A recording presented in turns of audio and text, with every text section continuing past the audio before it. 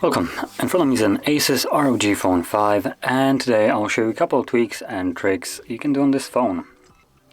So we're going to begin with well, basically the entire list that is in the display section. So let's just open up settings and jump straight down there. So display, and let's start off with the refresh rate. You do have 120 or 144 and 60, along with the automatic, which probably will be the best option here. Automatic meaning that it will define when you need to have more frames and when you need to have less, which you could set it up to the highest one and call it a day, but your battery will suffer because of this. So automatic will basically drop the frame rate whenever it can, whenever it's not needed, and thus also preserve your battery life because of it. Now moving further, it's going to be the system color scheme right here, which is just the dark or light mode for your entire phone. You can see right now it's in light mode. If I change it to dark, it basically changes it into dark, as you would expect. Now that also includes default apps, as you can see. So yeah, now apart from this looking a little bit more sleek, I would say, and well, less annoying to the eye during night, it also has a little bit of a benefit, which isn't really said anywhere, but it will reduce your battery strain also a tiny bit. That is just because the phone uses an AMOLED display, meaning that every pixel that you can see right here is self-lit. So anything that is fully black, like the background in between those toggles, for instance, if we also go into these settings, basically the entire backdrop of the settings is fully black, meaning that those pixels being self-lit don't need to light up at all. They're basically turned off right now, meaning that the battery doesn't need to do anything extra as it does for the text that is in white color. So this will give you a little bit of a battery jump, but like I said, just a little bit. I don't expect that you will go from running the device for instance 2 days to running it for 3 or something like that. That's not the way it's gonna work. You might get like an hour probably at tops of battery life, but it's still an hour of extra battery life. So moving on to the next one, it's gonna be the refresh rate. So let's go with, or what am I saying, the refresh rate? I already went over that. Where is it? The system navigation, there we go. So by default, if I remember correctly, when you go to the setup, it might give you the option to set it up to the gestures, or it might not. I don't exactly recall. But no matter what you chose, you can change it later on and here in the system navigation under display. So I right now have the buttons, navigation bar, but I can change it to gestures, which will completely remove those and give me this tiny little bar right here that I can swipe up on, swipe up and hold to go to recent, and swipe from the sides to go back. There we go. With also a nice haptic feedback behind it. So yeah, highly recommend the gesture navigation, honestly. To me, it's one of the best ways of navigating to the device, and I personally just love it. But I will also add that some people might struggle with using the gesture navigation. So to all those people, if you're struggling with it, what I can recommend you is when you're trying to go home, instead of trying to grab that bar and sliding it up, which will ensure that you're doing it wrong, and you won't be able to go home all the time. So to combat this, what you want to do is, as you can see, you do have a bezel right here. Start the back or home gesture on the bezel, and when you swipe up, you are basically guaranteed to get it correctly all the time. So just a little bit of a tip to make the gesture navigation a little bit easier to use if you never used them before, because sometimes it might be a little bit confusing. So anyway, let's go now into the animation speed, which should be somewhere here. Oh, there we go, it was above. So animation speed. So in here, these animation speeds are straight up pull out of the developer mode. So you can tap on them, and all these, the window animation scale, transition animation scale, and animation duration scale, correspond to different kind of animations for different things. Window animation scale, normally I would be, actually we do have an animation of what it is. So when you tap on it, shows up a little window, and that is this will basically correspond to how quick the window is animated. So if you set it to off, that window will basically pop instantaneously on. Well, if you set it to times 10, it will just be almost slow motion like. Now, personally, I would recommend you to set it to 0.5, which is basically best of both worlds, still having animation, but reducing the animation speed or animation duration by half. So those animations will fly by way quicker than they used to. So you can do that for all of the 3 different animation types. And yeah, that will basically make it look and feel a little bit better overall in the use of the entire device. Everything will open up quicker and close and be animated quicker. Now, in all honesty, the device will run basically the same way that it ran before, but the animation speed will make it feel like it's going quicker, because you will be actually opening up apps quicker. They will be animated faster, so you'll have the content fully open on your screen before when it was on 1. So anyway, let's again go back and now touch upon one of the things that I personally really like, which is the status bar icons right here. So it's a fairly simple one, and I don't know why I like it so much, but it just adds you the ability to remove all the toggles visible from the status bar. And I basically have open a lot of toggles, so Bluetooth, Wi-Fi, mobile, things like that, NFC, location, and normally they would be all visible in the status bar, which personally, for instance, if you set up an alarm clock, you don't need to see it all the time. It's just an alarm clock. We all are aware that it's open, so in here you can actually remove it from showing up. Now it will still be open or set and running, but it just won't show up in the notification right there. So you could go a little bit insane here and turn it all off if you wanted to, but some things I would say might be worth keeping if you want to. So just pick and choose wisely which one you want to keep on and which one you just want to completely remove from showing up. But basically, if I start toggling them off, I'm gonna go the insane route.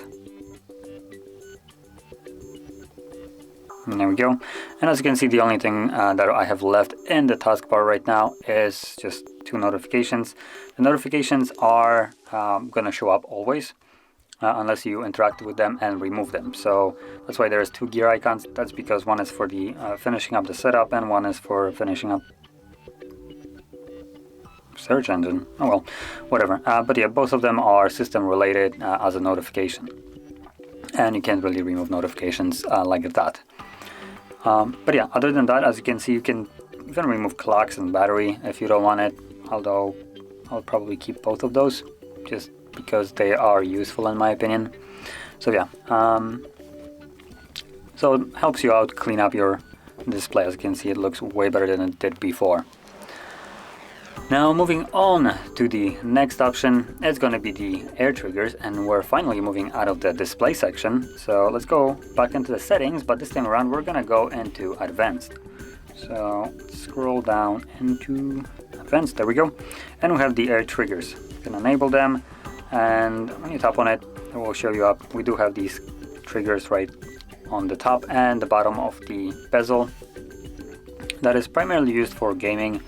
But you can also set it up to do additional functions outside of it. So short squeeze, Google Assistant, long squeeze, X mode, which I actually don't know what that is, but yeah, let's do it. So I'm not exactly sure if I have to grab it. Yep. So as you can see, it just launched the Google Assistant. Now the way you do have to squeeze it is not just the trigger itself, which is right here, hopefully you can see it, but it's just the entire phone. Like you grab it from both bezels and you squeeze it. You will hear, or not hear, but feel a vibration, and well, it will open up whatever it is set to. So this is one.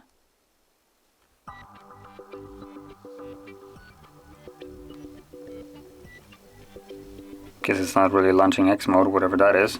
Oh well. But as you can see, that is how you do it. You can also change the squeeze level, so meaning you don't have to squeeze it as hard, or you can make it be squeezable harder. however that is pronounced correctly.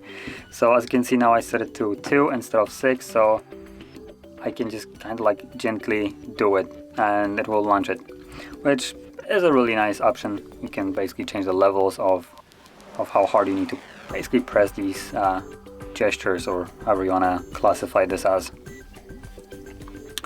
Now moving on further, we're gonna go into something that usually is not very glamorous, which is just a screen recorder, but here ASUS decided to take that into a new height.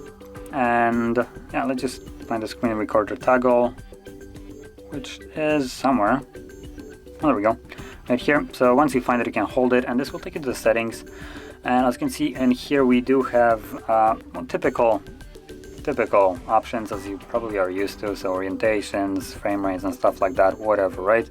But when you go into it, apart from the resolution, because this device I believe only has like 1080p resolution, we do have quality, we do have frame rate, which right here is just a completely 360 difference and turnaround from basically every other screen recorder.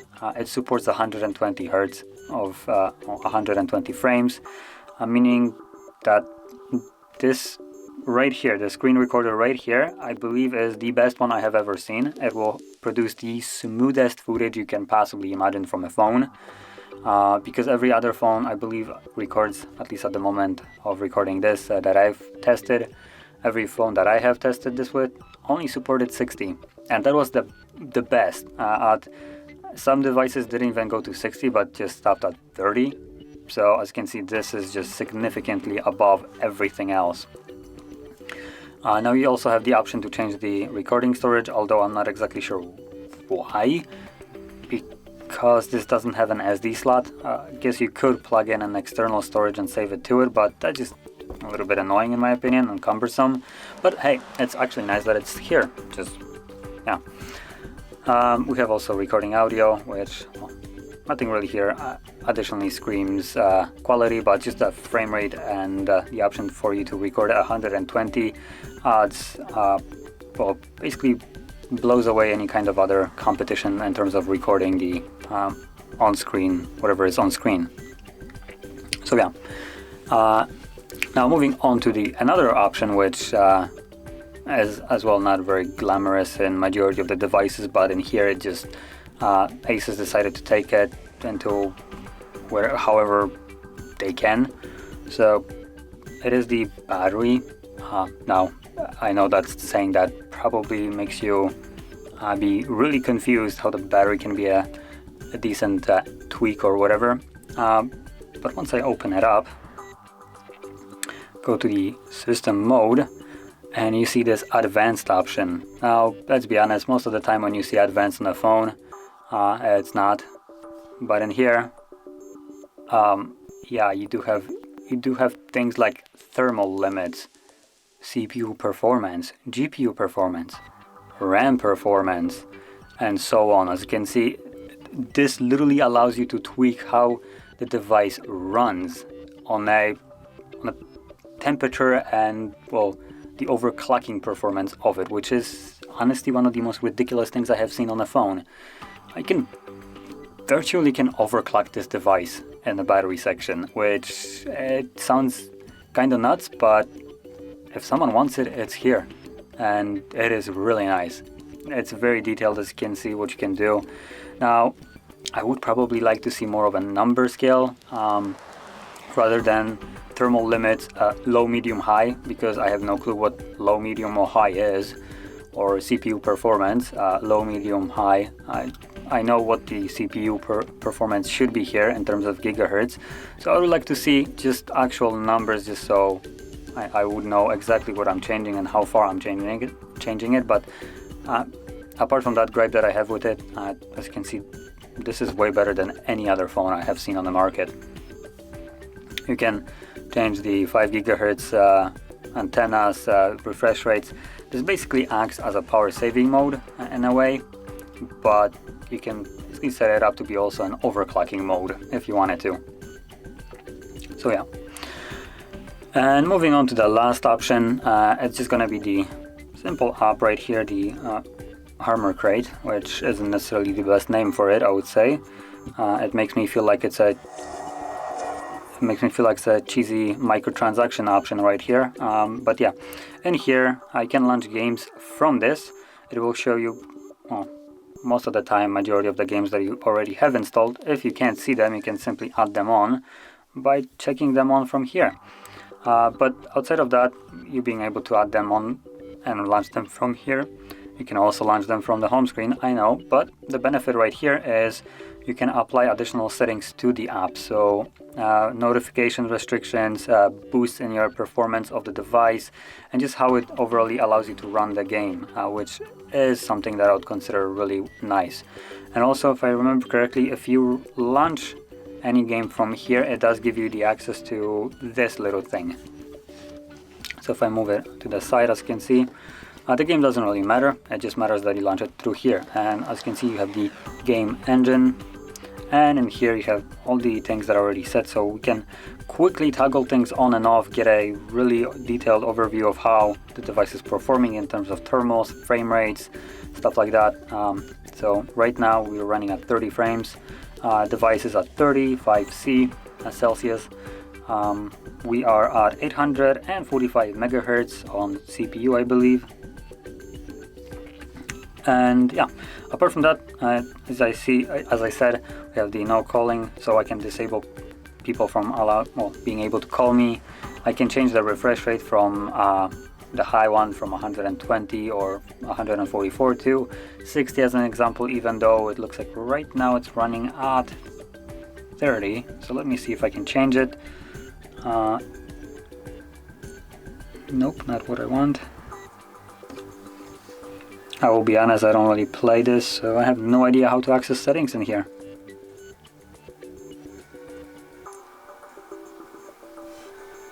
There we go.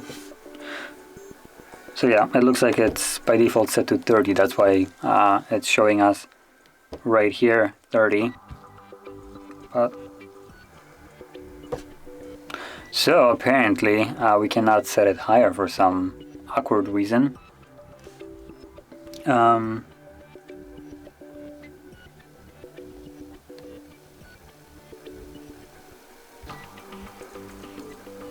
Great, so apparently we're locked to 30. So probably this wasn't the best option for me to show you, considering in terms of frame rate this is locked to 30 max. I'm not sure why, but yeah, you can see anything else that you can do in here. You can set up air triggers. In terms of a shooter, air triggers are an amazing thing. They basically will allow you to, let me quickly show you. So as you can see, you have the left and right air trigger. The blue highlight is just so you know where the actual trigger is, so right here and here. And what you want to do is grab this little circle. Let's see.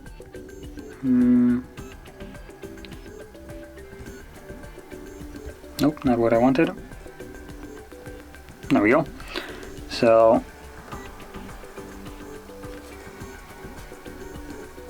as you can see right now, we have the left and right setup, and they are fairly sensitive at the moment. That's because I did lower the sensitivity to 2, if you remember. But you can also see these two little L and left and right one. So what you want to do with these, I would say probably preferably for most of them, is put them on things like shooting a gun or scoping in and shooters, right? Which then when you hold it, scope in with one, you shoot with the other. So just a nice way for you to do something like that. And you can move those around, set specific macros, or well, I'm not sure if macro is the correct word, but make them be specifically placed in each individual game. So this will be remembered for this game. If I leave it like that, and next time I launch it, I used to use air triggers, they will be stuck in right here. So I'd have to probably align them correctly for this to actually work. But you get the point. So yeah, now that being said, this was the gaming mode, I would call it, and also this would be the conclusion of the video. So if you found it helpful, don't forget to hit like, subscribe, and thanks for watching.